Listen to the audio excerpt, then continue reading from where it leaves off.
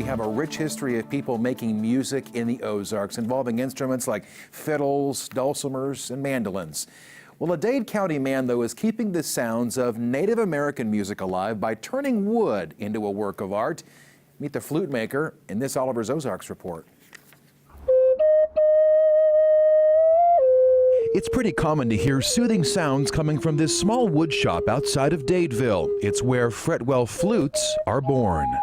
People say, how did you learn to build flutes? And I said, lots of kindling.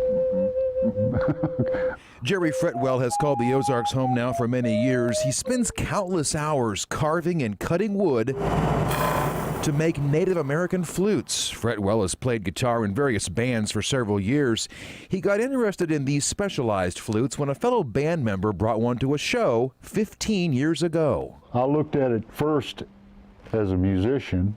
I thought, well, you know, I believe I could play one of these. And then the woodworker looked at it. And I thought, well, you know, I believe I can make one.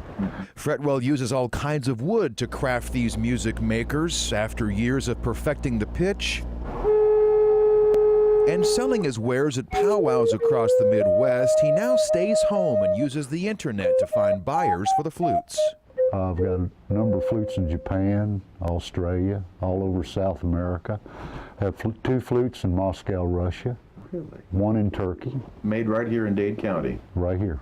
It takes Fretwell up to 8 hours to build just one flute, and these days he only takes commissioned orders from people eager to play. And these are so easy to play, Dave. I could have you playing something in 10 minutes. Fretwell's flutes range in price, depending on the type of wood, between $100 and $600.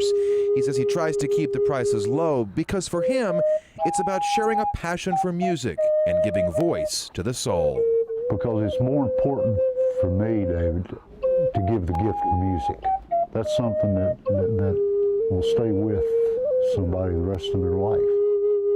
Fretwell, by the way, told me a pretty neat story about an order he recently fulfilled for a grandmother who was buying a flute for her 17-year-old grandson. It turns out that teen had been to one of those powwows where Fretwell was displaying his wares about 10 years ago, and Fretwell gave that kid a free flute. And all he wanted this year for Christmas was another one of those flutes. If you'd like to know more about Jerry Fretwell's flutes, we have a link to his website on our website at ozarksfirst.com.